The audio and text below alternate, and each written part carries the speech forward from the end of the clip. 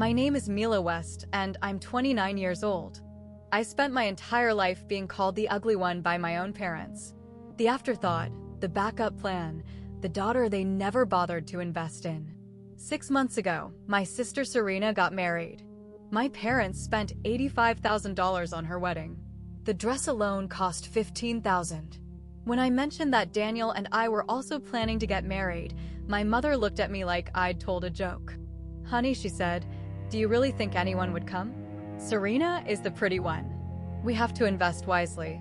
So, I sat in the back row, seat 299 out of 300 guests.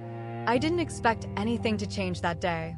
But then the best man stood up for his speech, and everything I thought I knew about my perfect sister came crashing down. Before I tell you what happened when Marcus grabbed that microphone, please take a moment to like and subscribe, but only if you truly enjoy this story. Drop a comment letting me know where you're watching from and what time it is there. It all started 3 years ago when my sister first brought Brandon home. Growing up in the West household meant understanding your place early. Serena was the sun. I was whatever orbited around her, barely visible against her glow. My mother, Diane, had been a beauty pageant contestant in her 20s. She never won. Came close twice, she liked to remind us, but she poured every unfulfilled dream into my older sister. Serena had the blonde hair, the blue eyes, the bone structure that made strangers stop and stare. By the time she was 6, she was already competing in Little Miss contests across the state. Me?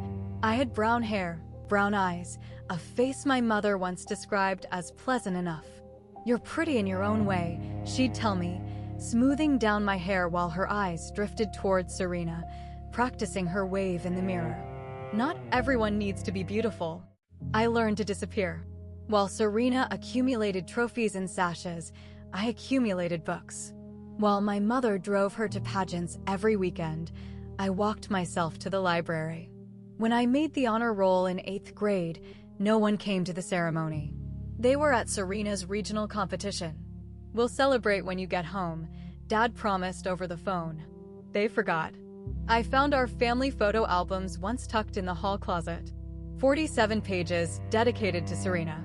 Every pageant, every recital, every milestone, 3 pages for me, 1 baby photo, 1 kindergarten picture, 1 awkward shot from middle school graduation where half my face was cut off. I counted twice thinking I'd missed something. I hadn't. My mother lived through Serena because Serena was everything she'd wanted to be, and I was just there. The other daughter, the one who didn't need investment. I told myself it didn't matter. I told myself I was fine. I was 29 years old before I realized I'd been lying. Brandon Hayes walked into our lives at a charity gala 3 years ago. Serena was there as an influencer. She'd built a following of 500,000 people who watched her apply lipstick and talk about self-care. Brandon was there because his family had funded the entire event. The Hayes family. Old money. The kind of wealth that doesn't need to announce itself. When Serena brought him home for Sunday dinner, my mother nearly fainted. "A Hayes," she whispered to my father in the kitchen, gripping his arm. Can you imagine our Serena with a Hayes? From that moment, every conversation in our house revolved around Brandon, Brandon's job at the investment firm, Brandon's family estate in Connecticut, Brandon's mother's preference for winter weddings. I'd sit at the dinner table, invisible, while my parents mapped out Serena's future like generals planning a campaign. "This could change everything for our family," Mom said once, not even bothering to lower her voice. I'd been dating Daniel for 2 years by then. He taught high school English, Shakespeare, and Steinbeck to teenagers who mostly didn't care. He made me laugh. He remembered my birthday. He never once made me feel like I was someone's backup plan. The first time I brought him to meet my parents, my mother's smile flickered. "A teacher," she said, looking him up and down. "Well, that's nice." "He's brilliant," I said. "I'm sure he is, honey." She turned to my father. "Did Serena tell you? Brandon's taking her to the Hamptons next weekend." Daniel squeezed my hand under the table. He didn't say anything. He didn't have to.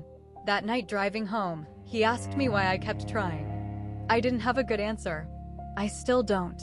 But I do remember the first time I saw Tyler Hayes, Brandon's younger brother, looking at my sister like she was something he wanted to devour. Brandon proposed on Serena's 32nd birthday.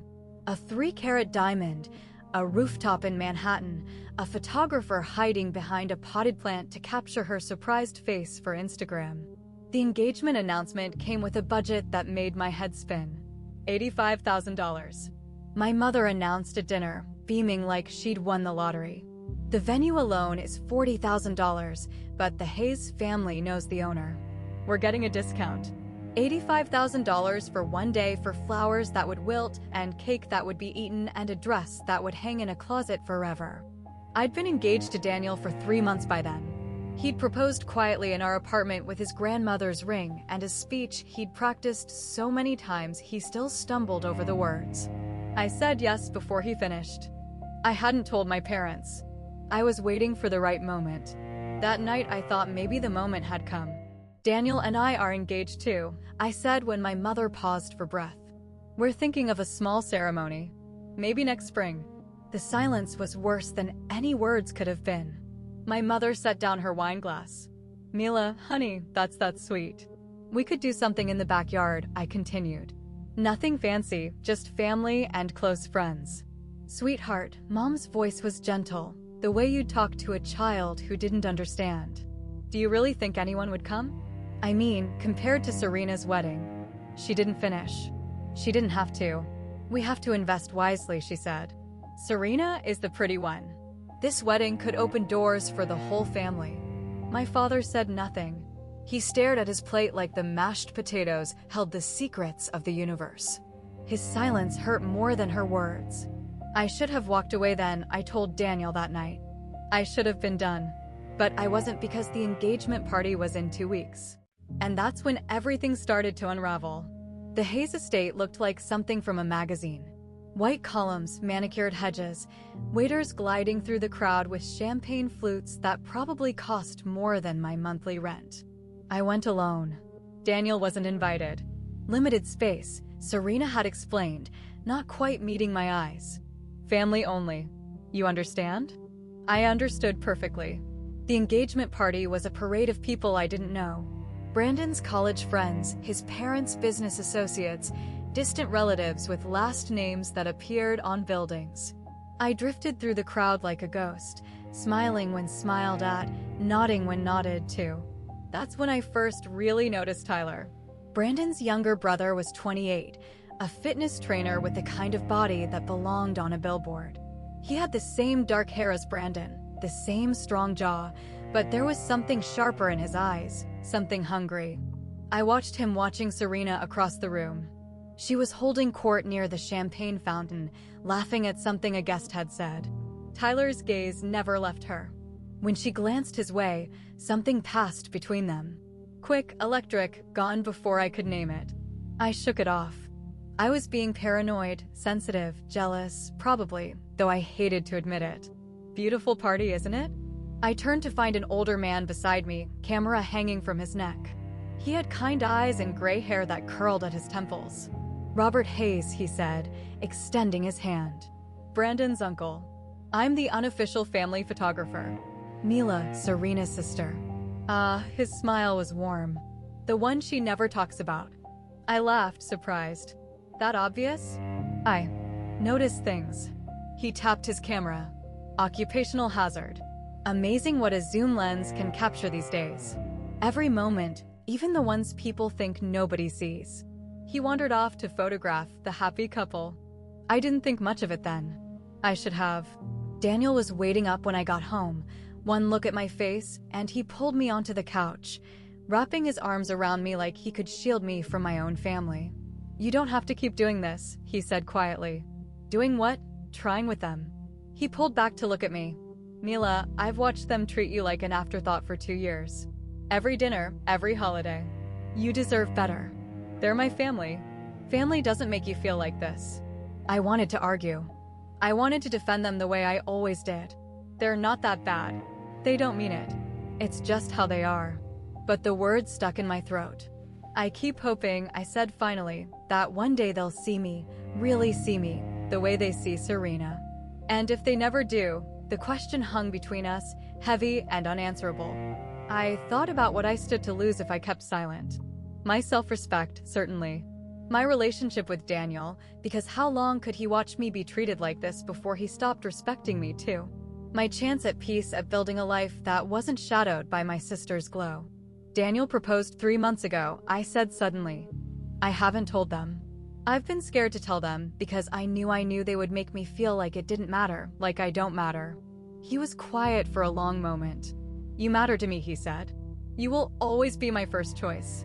I cried then, ugly, heaving sobs that I'd held in for 29 years. This is the last time, I promised him. The wedding, I'll go. I'll watch Serena have her perfect day, and then I'm done. We'll build our own life away from them.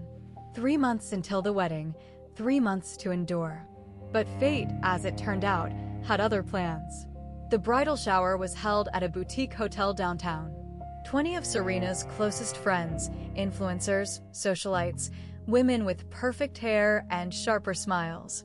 I arrived early to help set up, as instructed, not as a guest, as the help. Can you arrange the gift table? Serena asked without looking at me. And make sure the appetizers come out on time. You know how caterers can be. Sure. I spent the first hour adjusting centerpieces and directing waitstaff. When I finally sat down with a plate of untouched cucumber sandwiches, one of Serena's friends approached. You're the sister, right? She had extensions down to her waist and lashes that could fan a small fire. You two look so different. Serena appeared beside her, champagne in hand. We get that a lot. You must be so excited for her. I smiled. Thrilled. Mila's my little helper today. Serena patted my shoulder. She's the organized one in the family. Organized, not beautiful, not successful. Organized, the girl who arranges gift tables. I'll go check on the appetizers, I said. See? Serena's voice followed me. Always so helpful. I was halfway to the kitchen when I glanced back. Serena had her phone out, hidden beneath the tablecloth. She was typing rapidly, a secret smile playing on her lips, the kind of smile that had nothing to do with wedding planning. I knew that smile.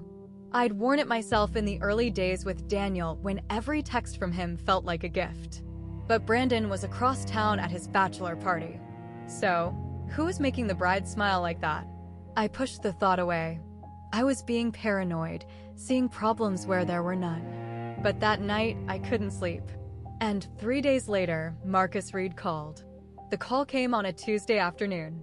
Unknown number. I almost didn't answer. Is this Milo West? The voice was male-controlled with an undercurrent of something I couldn't identify. Urgency maybe, or anger. Who's asking? Marcus Reed. I'm Brandon's best man. We met briefly at the engagement party. I remembered him vaguely. Tall, serious, watching the crowd with the sharp eyes of someone who made a living asking questions. Brandon had mentioned he was a journalist. We need to talk, he said, about Brandon. I barely know Brandon. That's the problem. A pause. Neither does he. The words hung there, strange and ominous. I'm not sure what can we meet? Somewhere private. There's something you need to know. Something about your sister. My stomach dropped. What about her? Not over the phone, please. Every instinct told me to hang up, to stay out of it, to let whatever was happening between Serena and whoever remain none of my business. But that smile, that secret smile at the bridal shower. Tomorrow, I heard myself say, the coffee shop on 5th and Main, 3 o'clock. I'll be there. He hung up before I could change my mind. Daniel found me staring at my phone 20 minutes later. Who is that? Brandon's best man. I set the phone down. He says he needs to tell me something about Serena. What kind of something? I don't know yet. Daniel sat beside me, concern etched in his face. Mila, whatever this is, you don't have to get involved. I know. But something in me, the part that had been silent for 29 years, the part that had watched and waited and never spoken up, that part wanted to know. For once, I wanted to know what was really going on. Marcus was already waiting when I arrived, hunched over a black coffee like it held answers he couldn't find anywhere else. Up close, he looked tired, the kind of tired that comes from knowing something you wish you didn't. Thank you for coming. He gestured to the seat across from him. I wasn't sure you would. I almost didn't. I sat, wrapping my hands around my untouched latte. So, what's this about? He didn't waste time with pleasantries. Brandon is like a brother to me. We've known each other since freshman year. He's one of the most decent people I've ever met. Marcus met my eyes. He deserves to know the truth. About what? Your sister and Tyler? The name hit me like cold water. Tyler, Brandon's brother, the one with the hungry eyes. I've seen them together, Marcus continued. At the engagement party at a restaurant 2 weeks ago. Last month, I saw Serena leaving Tyler's apartment building at 2 in the morning. That doesn't mean I know what I saw. I thought of Serena's secret smile, the way Tyler had watched her across the room. Why are you telling me this? Because Brandon won't listen to me. He thinks I'm being paranoid, overprotective. Marcus leaned forward. But you're her sister. You might have noticed something. Anything. The bridal shower, the hidden phone, the text that made her glow. I don't know anything for certain, I said carefully. But you've seen something. I hesitated. Maybe? Then help me. His voice cracked just slightly. Help me save him from marrying someone who's lying to him. I should have said no. Should have walked away. Let the cards fall where they would. Instead, I asked, what exactly are you planning to do? Whatever I have to. The wedding was 8 weeks away, and I had just stepped into something I couldn't step out of. The rehearsal dinner was held at a private room in one of the city's oldest restaurants. Dark wood paneling, crystal chandeliers, the kind of quiet elegance that whispered old money.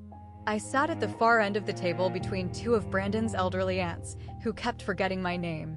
During a lull between courses, I excused myself and wandered toward the back of the room where Robert Hayes stood alone, scrolling through his camera. Getting good shots? I asked. He looked up surprised, then smiled. Mila, the invisible sister. You remembered. I told you I noticed things. He turned the camera toward me, showing the LCD screen. Wanna see? He clicked through dozens of images. Serena laughing with Brandon, my parents beaming, champagne toasts, and candle-lit close-ups. Then he paused on one photo. The smile faded from his face, his jaw tightened almost imperceptibly. Something wrong? I asked. Some moments shouldn't be captured, he muttered. More to himself than to me. He clicked past it before I could see, but I caught a glimpse. Two figures tucked into what looked like a shadowed corner. Close. Too close. Uncle Robert. Brandon's voice cut through the room. Come get a shot of us with Mom and Dad. Robert forced a smile. Duty calls. He left, but his words echoed in my head. Some moments shouldn't be captured. I found Marcus across the room, deep in conversation with one of the groomsmen. Our eyes met briefly. He gave me an almost imperceptible nod. Later, walking to my car, my phone buzzed. Marcus. Robert saw something. I'm sure of it. Working on getting him to talk. I stared at the message for a long time. Whatever was happening, it was bigger than suspicions and glances now. There was proof somewhere, and someone was going to find it. 1 week before the wedding, Marcus called again. I have it, he said without preamble. Everything we need. My heart hammered against my ribs. What do you mean everything?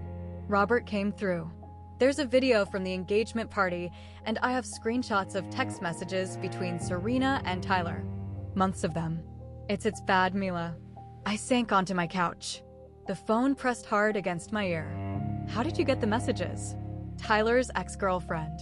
She found them on his iPad and kept copies when she suspected he was cheating. A bitter laugh. Turns out she was right, just not with who she thought. Part of me wanted to see it. Part of me wanted to pretend this conversation never happened. What are you going to do? That depends. Marcus paused. Do you want me to stop this? I can go to Brandon tonight. Show him everything. The wedding won't happen. I closed my eyes, imagining the fallout, my parents' faces, Serena's rage, the finger pointing that would inevitably land on me. No, I said finally. Don't show Brandon. Mila, I can't be the one who destroys this. If Brandon finds out, he has to find out from someone else. I can't be the jealous sister who ruined everything. Silence stretched between us. I understand, Marcus said quietly. But I can't let him marry her. Then do what you have to do, but leave me out of it. Are you sure? I'm sure. When we hung up, my hands were shaking. Daniel found me sitting in the dark an hour later. "Whatever's happening," he said, pulling me close. "It's not your responsibility." He was right. But the wedding was in 7 days, and whatever Marcus was planning, I was about to watch it unfold. Okay, I have to pause here for a second. If you're watching this and thinking, "No way, this can't be real," trust me, I felt the same way. I kept hoping I was wrong about all of it. Hoping Marcus was wrong. If you're invested in what happens next, please take a moment to like and subscribe. Your support means more than you know. Now, let me tell you what happened at the wedding, because this is where everything changed. The morning of Serena's wedding dawned gray and humid, the kind of weather that makes hair frizz and photographers nervous. By noon, the clouds had broken just enough to let through pale sunlight. Perfect, everyone said, for photos. Westfield Estate sprawled across 12 acres of manicured grounds. Its grand ballroom designed to hold 400 guests comfortably.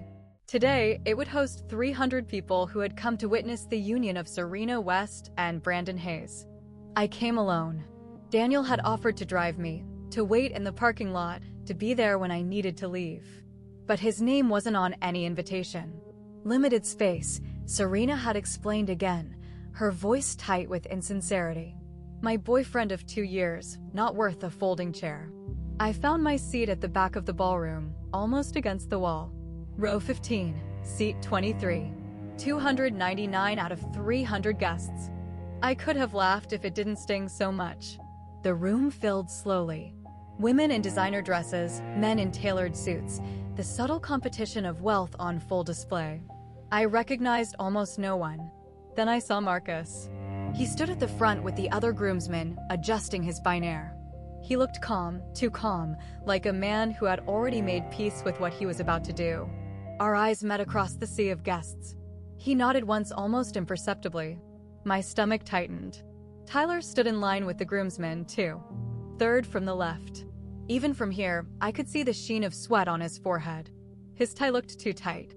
His smile looked too forced. He knew something was wrong. He just didn't know what. The string quartet began to play, and 300 heads turned toward the entrance. The bride was coming. Serena appeared in the doorway like a vision from a bridal magazine. The dress was everything my mother had dreamed of. $15,000 of hand-sewn lace, a cathedral train that seemed to go on forever. A veil so delicate it looked like morning mist. Serena floated down the aisle on our father's arm, her smile radiant, her eyes fixed on Brandon at the altar. My mother was already crying. "Isn't she beautiful?" Someone whispered behind me. "Stunning." Another voice agreed. "Like a princess." I watched my father hand Serena over to Brandon. His face glowed with pride. The kind of pride I'd spent a lifetime trying to earn. Mom clutched her handkerchief, dabbing at tears that had been waiting 20 years to fall. Their perfect daughter. Their perfect moment. At the altar, Brandon took Serena's hands. His face was open, trusting, full of a love so genuine it made my chest ache. He had no idea. No idea that the woman in white had spent months lying to him. No idea that his own brother knew what her lips tasted like. "I, Brandon, take you, Serena, to be my wife," he said, voice steady.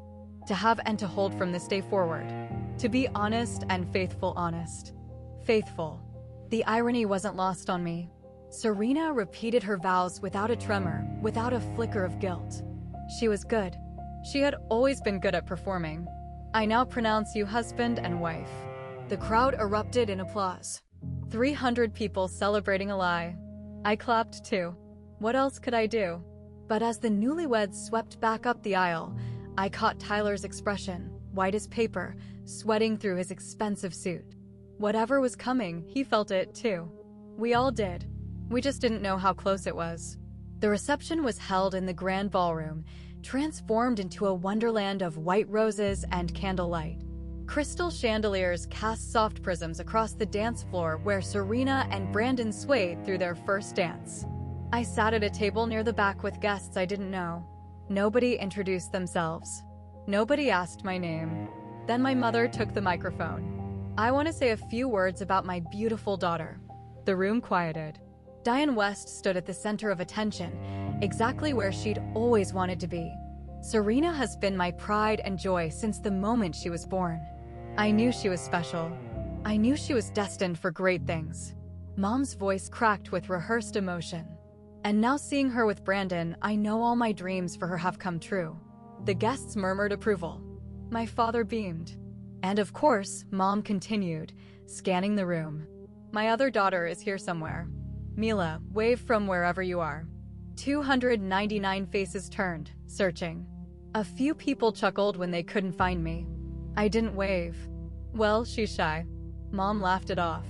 Anyway, to the bride and groom. To the bride and groom. The crowd echoed. I sat perfectly still, heat rising in my cheeks. My other daughter. Not my younger daughter. Not my second child. My other daughter, like I was an accessory she'd almost forgotten to mention.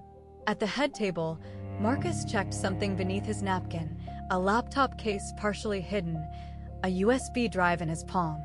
He caught my eye. His expression said, "It's time." And now the MC announced, "Please welcome the best man for his toast." Marcus rose slowly, adjusted his tie, smiled. It wasn't a warm smile. It was the smile of someone about to burn down a house of cards. Marcus walked to the microphone with the measured pace of a man who had rehearsed this moment 100 times. The room settled into expectant silence. Brandon and I met freshman year of college, he began, his voice warm, conversational. He let me borrow his notes when I missed class, brought me soup when I had the flu, talked me through every bad breakup I've ever had. Laughter rippled through the crowd.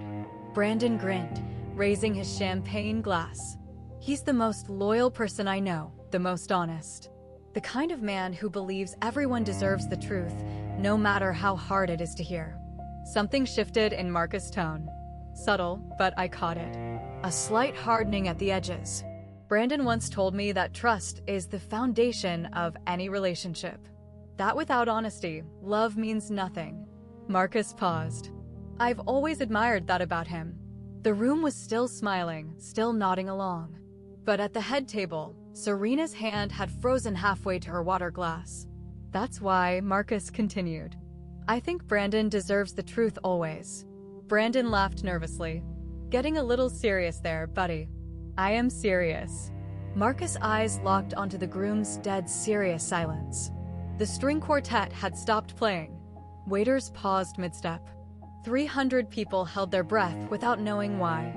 I struggled with whether to do this, Marcus said, his voice carrying to every corner of the room. For weeks, I asked myself if it was my clear-as-throat place, if I should just let things happen. He looked at Serena, then at Tyler, whose face had gone the color of old milk. But Brandon is my brother in every way that matters, and he deserves to know who he's married. My mother's smile had frozen.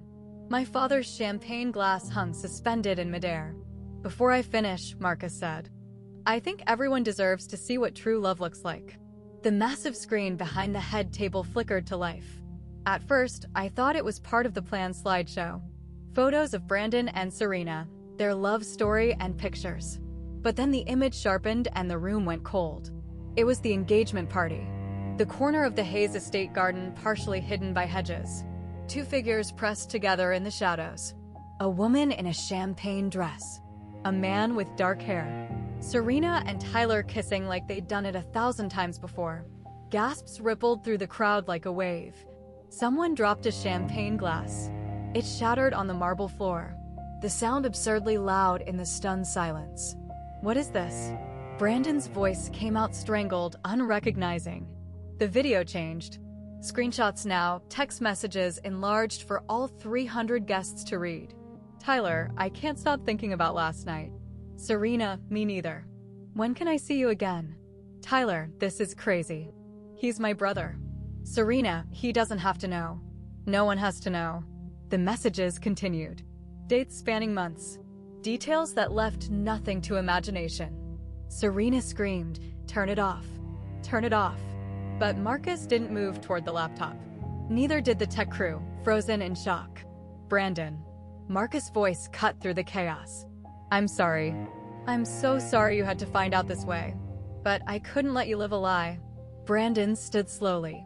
His face was white, his hands trembling. He turned to his bride, his wife of less than an hour. "Tell me it's fake," he whispered. "Tell me it's photoshopped. Tell me something." Serena's mouth opened, closed, opened again.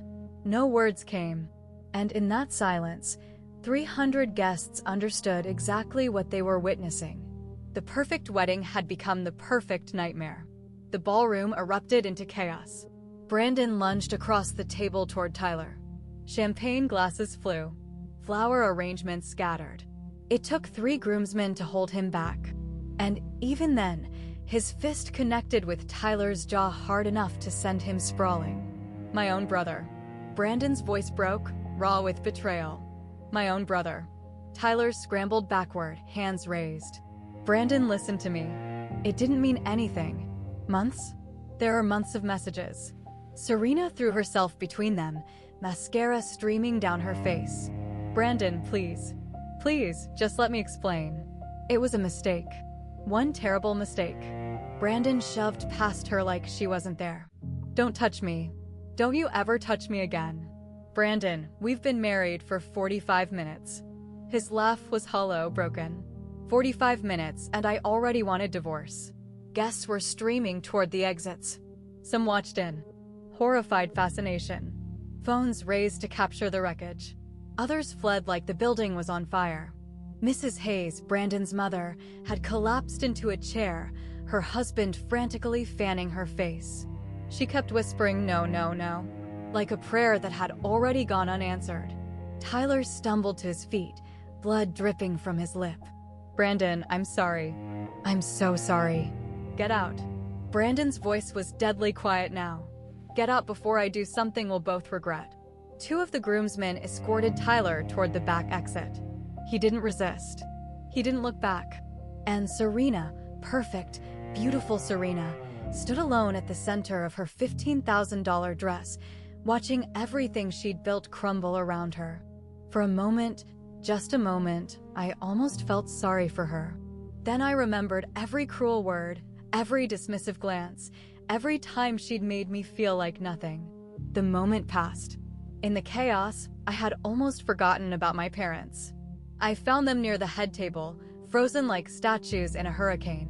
My mother's grip on my father's arm was so tight her knuckles had gone white, her manicured nails leaving crescent in his jacket sleeve. "Did you know?" Her voice shook barely above a whisper. "Richard, did you know about this?" "No." My father's face was gray. "Aged 10 years in 10 minutes. "No, I didn't know. I swear to God, I didn't know." "Our Serena." Mom's voice cracked. "Our perfect Serena." She trailed off, unable to finish, unable to reconcile the daughter she'd worshipped for 32 years with the woman who had just destroyed her own wedding. Then my mother saw me. Our eyes met across the chaos, the scattered rose petals, the overturned chairs, the shell-shocked guests. She moved toward me like a woman in a trance. "Mila." She grabbed my arms, her fingers digging in. "You knew, didn't you? You knew something." I didn't flinch. I suspected. "Then why didn't you tell us? Why didn't you warn us?" The question hung in the air, so absurd, I almost laughed. "Would you have believed me?" I asked quietly. Of course I would have. "Would you? Really?" I met her eyes steady and unflinching. "If I had come to you and said Serena was cheating on Brandon, what would you have done? Would you have believed the other daughter? Or would you have called me jealous?" Mom's mouth opened, closed. No words came. "That's what I thought." I gently removed her hands from my arms. Behind us, Brandon was walking toward the exit, flanked by Marcus and his parents. He didn't look back at Serena. Not once. I understood exactly how he felt. Brandon stopped at the ballroom entrance and turned to face the remaining guests. Maybe 100 people were still there, too shocked or too curious to leave. His voice was steady when he spoke, eerily so. "I want to thank everyone for coming today. I know this isn't the celebration you expected." A bitter smile crossed his face. "It's not the one I expected either." Serena pushed forward through the crowd. "Brandon, please, can we just talk in private? Please." He didn't look at her. "My attorney will be in contact on Monday. We'll begin annulment proceedings immediately." Annulment. "Brandon, you can't." "I can and I will." Finally, he turned to face her. You had months to tell me the truth. Months. Instead, you let me stand at that altar and make vows you knew were a joke. They weren't a joke to me. You were sleeping with my brother. Each word landed like a stone for months, and you married me anyway. What part of that isn't a joke? Serena's perfect composure finally shattered. She sank to her knees in her $15,000 dress, the cathedral train pooling around her like a broken cloud. I love you, she sobbed. I love you, Brandon. You don't know what love means. He walked out without looking back. His parents followed, Mrs. Hayes supported between her husband and a groomsman. Marcus paused at the door. He found me in the crowd, gave me one final nod, then he was gone too. The ballroom felt like the aftermath of a bomb.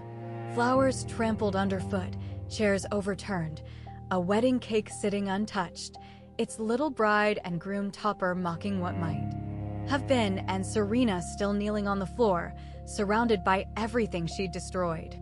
For the first time in my life, I had nothing to say to her. I gathered my purse and walked toward the exit, stepping carefully over scattered rose petals and broken glass. I was almost to the door when my mother intercepted me. Where are you going? Her voice was shrill, desperate. You can't just leave. Yes, I can. But Serena needs to deal with the consequences of her own choices. I adjusted my bag on my shoulder. I'm done. Mila, please. Mom clutched my arm. You have to help us figure out what to do. You're her sister. I'm supposed to what? I turned to face her fully. Clean up her mess. Make her feel better. Be the organized one who fixes everything while Serena cries. I didn't mean you called me the other daughter tonight in front of 300 people. My voice was calm. Unnervingly calm. You've spent 30 years treating me like a backup plan, and now you want my help. Mom's face crumpled. Mila, I love you, Mom, but I'm done being invisible. I gently removed her hand from my arm. When you're ready to have me in your life as your daughter, not as Serena's helper, not as the other one, you know where to find me. I walked out before she could respond. Daniel was waiting in the parking lot, leaning against his car like he'd been there for hours. Maybe he had. How bad? He asked. Biblical. He opened the passenger door for me without another word. We were halfway home before I realized I was crying. Not for Serena, not for my parents, for the little girl who had counted photo album pages and come up short. For the woman who had finally stopped waiting to be seen. Daniel took my hand. He didn't let go until we got home. I know some of you might think I should have felt more satisfied in that moment. Vindicated maybe, but honestly, I just felt tired. Tired of fighting for scraps of their attention. Tired of being angry. If this story is resonating with you, please comment below. Have you ever had to watch karma do its work? I'd love to hear your experiences. Now, let me tell you what happened in the weeks after. The fallout was swift and merciless. Within 48 hours, videos from the wedding had spread across every social media platform that mattered. Someone had captured Marcus' entire speech on their phone. Someone else had filmed Serena's breakdown. Another had gotten footage of Tyler scrambling away with blood on his face. By Monday morning, Serena's carefully curated Instagram following had imploded. She'd built her brand on authenticity, on relationship goals, on sponsored posts about trust and communication. Her 500,000 followers had trusted her. Now they felt betrayed, and they wanted her to pay for it. The comments were brutal. Can't believe I took advice from a cheater. Her poor husband. 1 hour into the marriage. How do you cheat with your fiancé's brother? This is what happens when you're beautiful but empty inside. Within a week, she dropped from 500,000 to under 100,000. The brands that had paid her to promote their products vanished overnight. 3 sponsorship deals worth nearly $50,000 a year were canceled before she could even make a statement. The apartment she'd shared with Brandon, the luxury high-rise he'd paid for, was no longer hers. She had 72 hours to collect her things. My parents drove to the city to help her move. They came back with a car full of designer clothes and a daughter who wouldn't stop crying. Serena moved back into her childhood bedroom at 32 years old. And Tyler, he was quietly erased from the Hayes family. He'd been working at a gym partially owned by a Hayes family trust.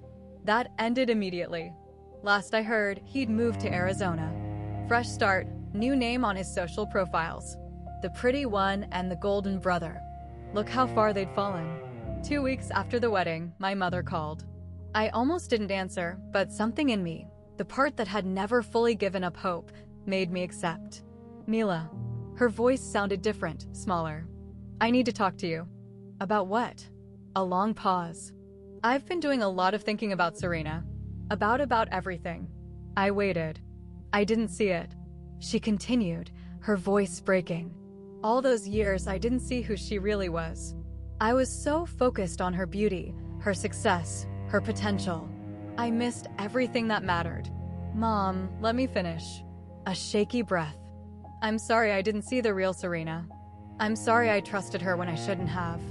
I noticed what she wasn't saying, and I prompted quietly. And what? You're sorry you didn't see Serena clearly? What about me? Are you sorry about how you treated me for 30 years? Silence. I wasn't trying to hurt you, Mila. I just thought Serena needed more. More what? More love? More attention? More $85,000 weddings. That's not fair. Neither was calling me the other daughter in front of 300 people.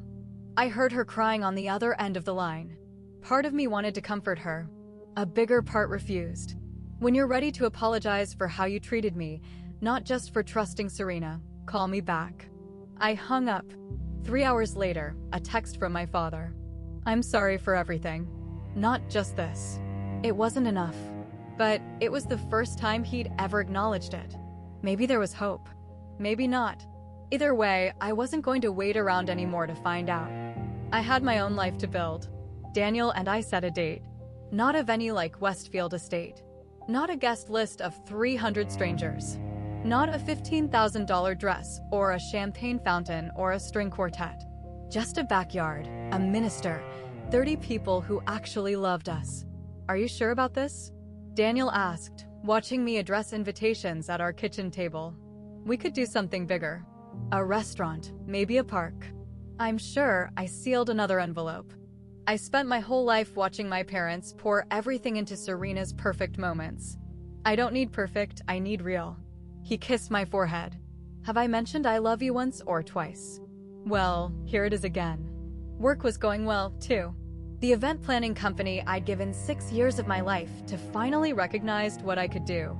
3 months after Serena's wedding, I was promoted to senior event coordinator. More responsibility, better pay. A corner office with windows. Nobody handed it to me. I earned it. Marcus stayed in touch. He'd worried after the wedding that I blamed him for the chaos. I didn't. Brandon deserved the truth and Marcus had given it to him. Sometimes friendship means telling people what they don't want to hear. Brandon himself was healing slowly. The annulment went through without contest. Serena had no grounds to fight it. Last Marcus told me Brandon was dating again. Nothing serious, just learning to trust. He asked about you, Marcus mentioned during one of our calls. Wanted me to tell you he's grateful for not warning Serena, for letting the truth come out. I didn't do anything. Sometimes that's exactly what's needed. 3 months down, a lifetime to go, and for the first time, I was building it for myself. The text came 2 months after the wedding. Can we talk? I need my sister. I stared at my phone for a long time.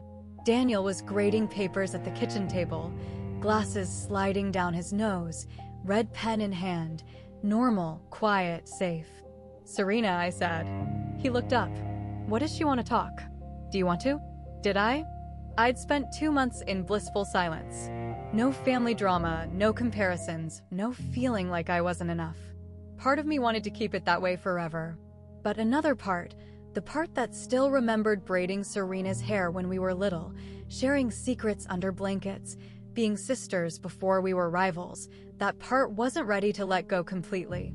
I think I have to, I said finally, for closure if nothing else.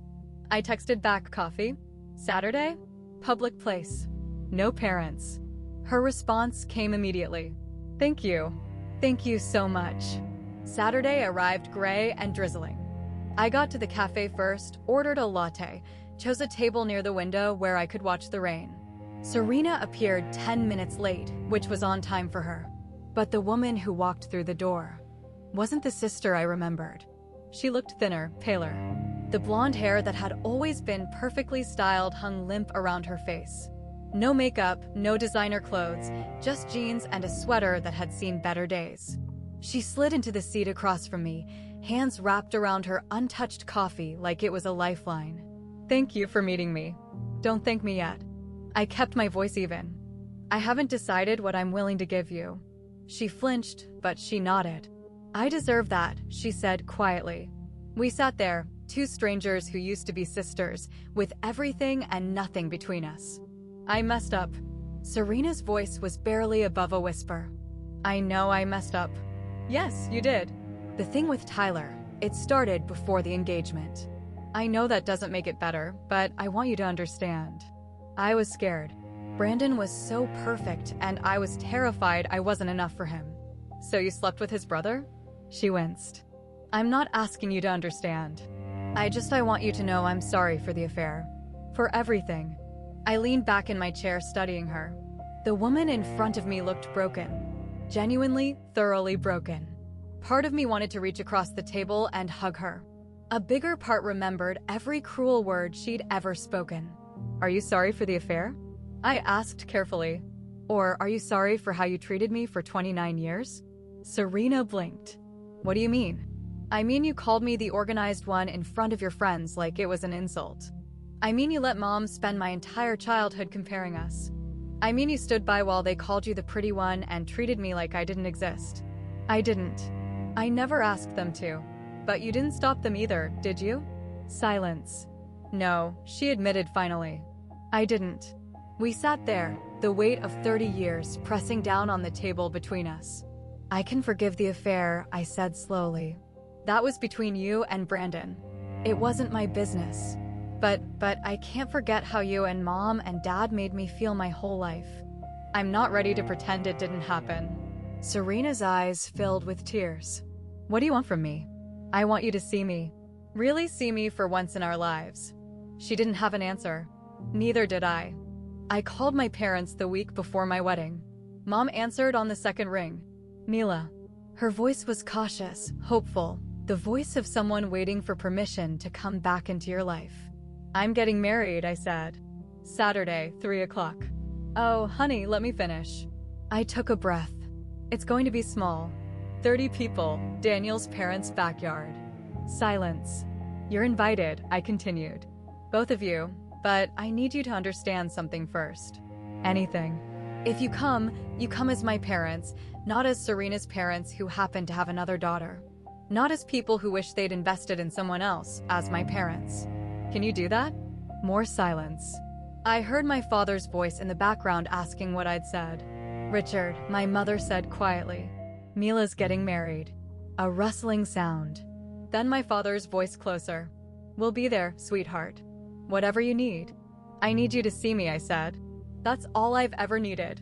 "We see you." Dad's voice cracked. "I know we haven't always shown it, but we see you." Mom came back on the line. Can we bring a gift?" "I know we didn't help with the planning, and I know she stopped." Started again. "I know I haven't been fair to you. I'm trying to do better. That's all I'm asking," I said. "Just try." When we hung up, Daniel was watching me from the doorway. "How did it go?" "They're coming."